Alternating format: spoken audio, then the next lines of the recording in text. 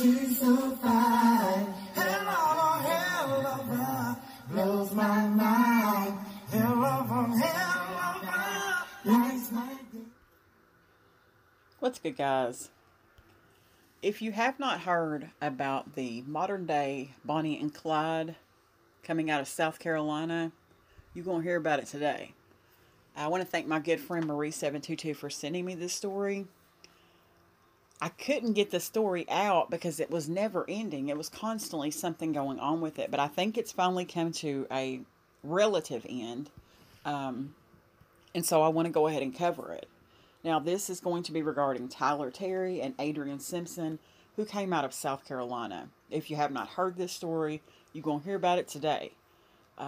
This is one of the most bizarre things that I've ever heard.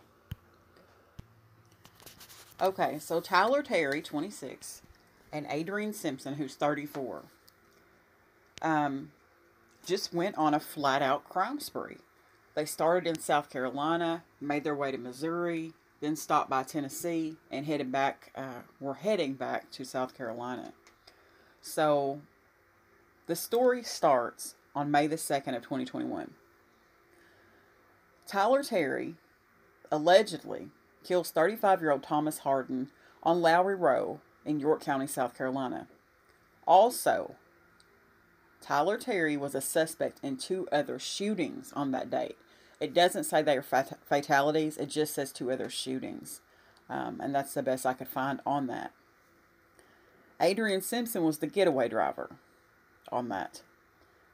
From there, on 5/15, between 8 and 9 p.m., this pair, Tyler Terry and Adrienne Simpson, drive to the St. Louis area where they steal a license plate from a parked truck and they slap it right on their vehicle. Around 10:50 that night, same, 5/15, May the 15th, the pair allegedly shoots Stanley and Barbara Goodkin. Unfortunately, Barbara Goodkin dies from a fatal gunshot wound to the head. But her husband, Stanley Goodkin, was saved by a cell phone.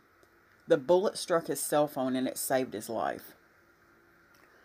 Also on that date, May the 15th, shortly before midnight, both of them, Tyler Terry and Adrienne Simpson, allegedly shoot Dr. Sergil Zakharev, who was simply waiting on an Uber, minding his own damn business, and they both shoot him. Then the story goes on to May the 16th, the next day. The 2 actually travel north into actual St. Louis, where they allegedly buy dope before returning to South Carolina. I'd hate to be the dope man that served them. That's all I'm saying. On May the 17th, so this is the next day, 11 p.m. now, deputies spot Tyler Terry and Adrienne Simpson, who was driving the car. Adrienne was driving the car. They spot them, and instead of just politely pulling over, you know it wasn't going to go down like that. So they lead the police on a high-speed chase, while also allegedly firing shots at deputies en route on this high-speed chase. Well, the car finally crashed. You see in the pictures that Adrienne Simpson has a black eye. It wasn't because police beat her ass. It was because she actually wrecked the car in this chase and she was hurt. And because she was hurt in the chase, they immediately nabbed her. Like, she was too hurt to move, so they went on and grabbed her. However, Tyler Terry wasn't going to go in like that. He was not going to go down like that. So he takes off running into the woods. Alright. Adrienne Simpson is arrested. Tyler Terry flees to the woods. On the 19th, 2 days later, police in South Carolina find the body of Adrienne Simpson's estranged husband, Eugene. And he had actually been missing since May the 2nd. Now, coincidentally, that's actually the day that all of this crime BS took place. Because that's the day they allegedly killed 35-year-old Thomas Harden in South Carolina. So, I mean, it didn't take a a white coat to figure out who's behind that. So from 5/17, well, let me back it up. They also later discovered in this timeline that Tyler Terry and Adrienne Simpson are the suspects of a fatal shooting in Memphis. So they shot an unidentified man in the middle of a Memphis road on the 17th, shortly before 2 a.m. Now, this is the same day of the car crash. So, earlier that morning, they shot that guy. Then they got on the road, heading back to South Carolina, and that's when the whole high-speed chase took place. Now, from the 17th of May to May the 24th, Tyler Terry is off the grid. He's out in the woods, living off the land, and doing quite well, apparently. I mean, he was still in one piece when they found him. Hunted down by deputies. That's the words they used. Hunted down by deputies. They find him. What really shocked me about that, after they captured him,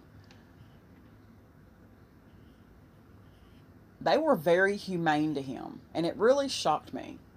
Because I know oftentimes law enforcement gets pissed off because somebody runs or somebody's been on the run or what have you. They were really kind to him, and it really blew my mind. I had never seen that before, that kind of humanity shown towards a fugitive before, and a fugitive that had killed numerous people, allegedly. I'm going to go ahead and cut to a video.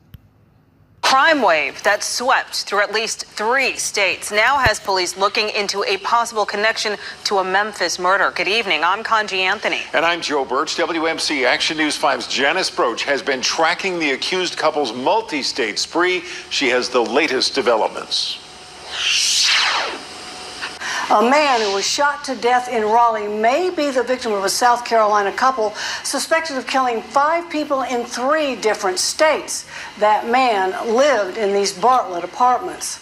That's crazy. I'm getting chilled bumps just thinking about it.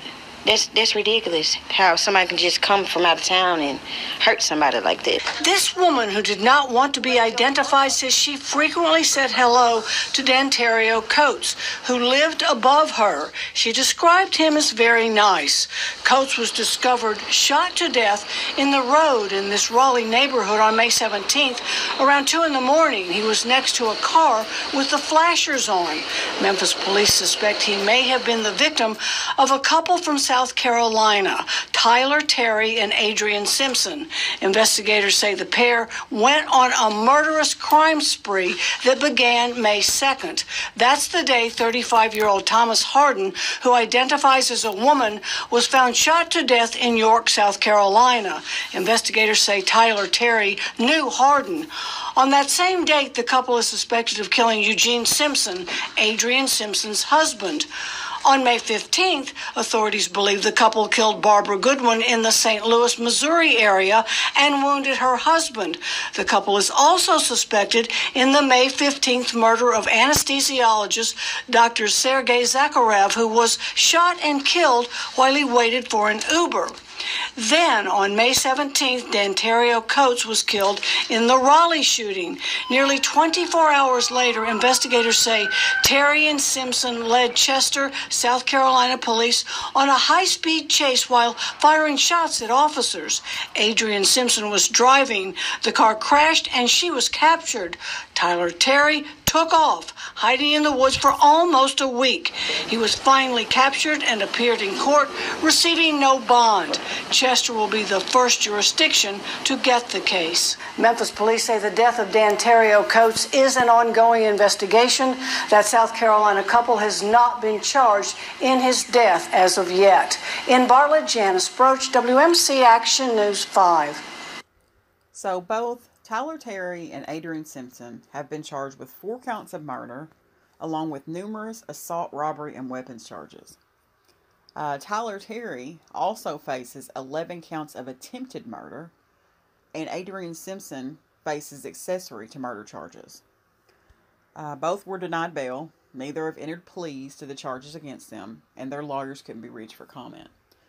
Now, one of the news stations spoke with Tyler Terry's father. I'm always interested how the mind works. I'm always interested in what a person's history, what they've been through is, because it plays out later in life. Very nice man, seemed to be a very nice man. He said he was embarrassed, he was paralyzed. His son needs help. This is what he said now. And he was just like, it's like, he said that him and his wife had gotten a divorce, and he had originally lived in Ohio with his mom. At 15, he moved to South Carolina with his dad. He was in special education classes, which put him on the special education bus. We all know how mean kids are. That attached a stigma to him that he did not like. And he was picked on and he was bullied because of that. I'm not making excuses. I'm just telling you what his dad said. And he said something changed in his son. Now, I'm going to go ahead and play the video of his dad speaking with this lady, this reporter, because I'd rather him tell you than me. After nearly a week on the run, Chester County murder suspect Tyler Terry is expected to appear in court this afternoon. WCNC Charlotte's Billie Jean Shaw has been following this case for us since the very beginning, and she's joining us live outside the Chester County Courthouse. Billie Jean, what have you learned? Good afternoon, Ruby. Well, I actually just spoke to Donnie Terry. He is the father of Tyler Terry. We spoke 30 minutes over the phone. He lives in Charleston. He says he actually learned about the crimes his son is accused of through the FBI and SLED when they popped up at his door last week questioning him about Tyler. He says while his son did grow up with a troubled childhood, he never thought he would be accused of going on a killing spree. Donnie Terry, a retired disabled Army veteran, says at a young age, he and his wife split, and his son Tyler Terry spent most of his childhood in Ohio. When Tyler was 15, he moved to Charleston with his dad. I think they put him in special education, too, while he was in school. So he never used to like to ride that bus. You know, he had a thing about, you know, the kids picked on him and stuff like that. So he eventually stopped going to school. Donnie said that's when he noticed something was off about his son. He burned down these townhouses where I lived at. He wrote like a 3 or 4 page confession, and in one part it said, "I burned down the houses, ha ha ha." And he said, "Yeah, Dad, I did it all by myself and I didn't have no help." Tyler spent 4 years in a juvenile detention center. His dad says Tyler and the counselors convinced him Tyler changed for the better, so he brought him back home. Donnie says it was all an act. He was, you know, violent here, you know, knocking holes in walls, arguing, not listening. So I had to evict him out of here. Donnie says he did not stay in constant contact with his son and last spoke to him in January. He was surprised when I informed him. Investigators told me Tyler was homeless and lived in the woods. Girl, that's news to me. I had no idea. You know, every once in a while, every couple of months, he'll call me for money or something. I'll say, you know, how you doing? You know, Dad, I'm doing this. I'm getting a job. I'm doing this, whatever. After leading more than 300 officers on a week-long manhunt in Chester County, Tyler was arrested yesterday morning in the woods near Highway 9 in Richburg. His dad says he is not making any excuses for Tyler, but says something is just not right with his son. My son needs help. There's something going on with him. Donnie says that he has not spoken to Tyler again since January, and the last family member to speak to Tyler just 2 days before all of this happened in Chester last week was the mother of Tyler's child. He says Tyler has a 3-year-old daughter, and due to the concerns of him being on the run this past week, they actually had to move her and his daughter to a secret place.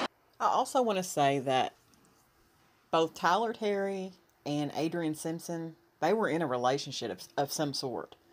I don't know what started the whole thing in motion. I don't know what happened on May the 2nd of 2021 to spark all this. I'm assuming that that'll come out as the case moves forward, and I will continue to monitor this case. This is one of the most violent crime sprees that I've ever heard of. So I'm definitely interested in it. But I want to thank you guys for watching, and have a great day.